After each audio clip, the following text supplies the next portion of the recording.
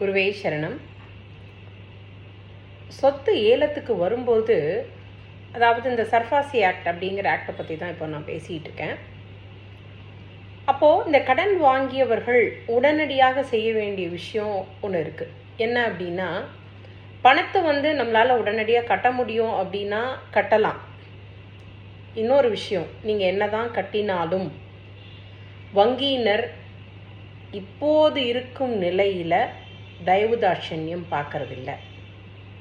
அவங்க திரும்பவும் அடுத்தடுத்த நடவடிக்கைகளை தொடர்ந்து தான் இருக்க போகிறாங்க. அப்போது அந்த கடன் வாங்கியவர்கள் செய்ய வேண்டிய விஷயத்தில் முதன்மையானது டிஆர்டி, அதாவது டெப்ட் ரெக்கவரி ட்ரிபுனல் அப்படின்னு சொல்லி ஒரு தீர்ப்பாயம் இருக்காங்க. அவங்கக்கிட்ட அந்த எந்த தொகைக்கு உங்களுடைய சொத்து ஏலம் விடப்பட்டதோ அந்த தொகையினுடைய 20% குறைந்தபட்சம் அல்லது 30%, நம்ம எவ்வளோக்கு எவ்வளோ அதிகமாக கட்டுறோமோ அவ்வளோக்கு எவ்வளோ நமக்கு ஒரு சேஃப் ஜோனில் நம்ம இருப்போம். அதை டிடிஐ எடுத்து அப்ளிகேஷன் கொடுக்கும்போதே, அதாவது அந்த கோர்ட்டில் போய் நீங்கள் பெட்டிஷனை ஃபைல் பண்ணும்போதே நீங்கள் கொடுத்தீங்க அப்படின்னா தடை உத்தரவு நிச்சயமாக கிடைக்கும். அப்படிங்கிறது ஒரு பக்கம் ரிலீஃபாக இருந்தாலும் கூட அந்த கடனை முழுமையாக கட்டும்போது தான் நமக்கு நிவாரணம் கிடைக்கும். ஆக இப்போ நம்ம ஏற்கனவே வட்டித்தொகையே, அதாவது இஎம்ஐயே கட்ட முடியாமல் தானே சொத்தே ஏலத்துக்கு வருது.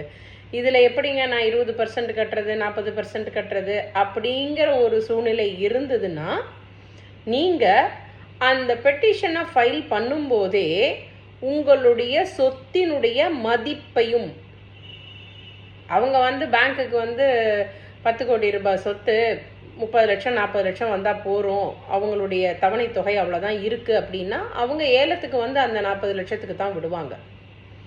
நம்முடைய முழு சொத்து மதிப்புக்கு விட மாட்டாங்க. அப்போது அந்த முழு சொத்து மதிப்புக்காவது அந்த ஏலத்துடைய தொகையை மாற்றணும் அப்படிங்கிற அந்த ஒரு பெட்டிஷனையும் சேர்த்து நீங்கள் ஃபைல் பண்ணீங்க அப்படின்னா ஏதாவது ஒரு வகையில் உங்களுக்கு நிவாரணம் கிடைக்கும்.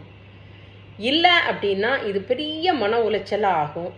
தூங்க முடியாது, சாப்பிட முடியாது, எங்கே என்ன பண்ணுறதுன்ற ஒரு விவரம் தெரியாமல் 10 பேர் இல்லை 100 பேர் 100 ஐடியா சொல்லுவாங்க. அந்த நேரத்தில் நமக்கு எதை தின்னா பித்தம் தெளியுங்கிற கதைக்கு தான் ஓடுவோம். ஆக எப்பொழுதுமே ஒரு பெரிய பிரச்சனை வரும்பொழுது நம்மளோட உழைப்பு என்றைக்குமே வீணாக போகாது அப்படிங்கிறது ஒரு பக்கம் இருந்தாலும், இன்னைக்கு இருக்கக்கூடிய கால சூழ்நிலையில் ஒரு குறைந்த விலைக்கு ஒரு சொத்து வருது அப்படின்னா அதை எடுக்கிறதுக்குன்னு பலவிதமான நபர்கள் பல வகையில் முயற்சி செய்வாங்க.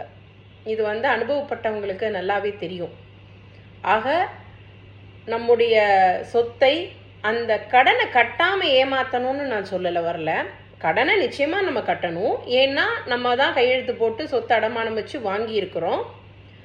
அந்த கட்டுற நேரத்தில் நம்மளுக்கும் பாதிப்பு வரக்கூடாது அப்படின்னா அதுக்கு என்னென்னலாம் செய்யணும் அப்படிங்கிறதுல முதல் வகை ஒன்று, உங்களால் கட்டி வங்கிக்கிட்ட ஒரு கால அவகாசம் வாங்கி அதை செட்டில் பண்ண முடியும்னா பண்ணிடணும். இல்லை நீங்களே அந்த சொத்தை விற்கிறதுக்கு யாராவது நபர்கள் வாங்கிக்க தயாராக இருந்தாங்க அப்படின்னா அதை ஒரு ரீசனபிள் ரேட்டுக்கு கொடுத்துட்டு கடனை கட்டிட்டு வெளியில் வந்துடணும். இதுவும் முடியல அப்படின்னா டிஆர்டிக்கு போகும் பொழுது நீங்கள் ஒரு 20% அந்த வங்கியினர் கோரும் தொகையிலிருந்து 20% டிடியை எடுத்து உங்களுடைய பெட்டிஷனை நீங்கள் ஃபைல் பண்ணும்போது நிச்சயமாக உங்களுக்கு ஸ்டே கிடைக்கும். ஆனால் அந்த ஸ்டே நீங்கள் எவ்வளோ நாள் இழுக்க முடியும், இல்லை எவ்வளோ நாள் கால அவகாசம் வாங்க முடியும் அப்படிங்கிறதெல்லாம் இன்றைக்கி நிலைமைகள் ரொம்ப மாறிடுச்சு. ஒரு குறைந்தபட்ச காலம் 3லேருந்து 6 மாத காலம் நீங்கள் வாங்கலாம். ஆனாலும் அந்த 6 மாதத்துக்கும் சேர்த்து நீங்கள் வட்டி கட்டி தான் ஆகணும். ஆக ஒரே தீர்வு, கடன் வாங்காமல் இருப்பது நல்லது. அப்படியே வாங்கினாலும் அதை சரியாக கட்டி விடுவது மிகவும் நல்லது.